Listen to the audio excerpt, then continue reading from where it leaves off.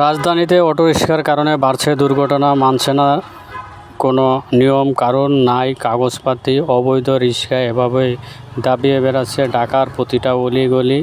প্রশাসনের নাকের ডগার সামনে দিয়েই প্রশাসনই নিয়ন্ত্রণ করতে পারছে না তাদেরকে নিয়ন্ত্রণ করার কোনো সরকারি কোনো পদক্ষেপ আছে কি না জানি না।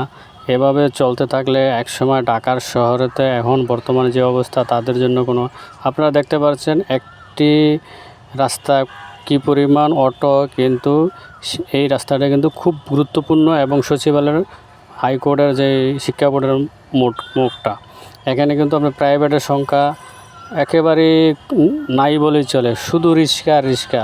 তারা সিগন্যালও মানতেছে না, তারা কোনো কিছুই মানতেছে না। এদেরকে নিয়ন্ত্রণ কিভাবে করবে, তাদেরকে আইনের আওতা আনা হবে কি না।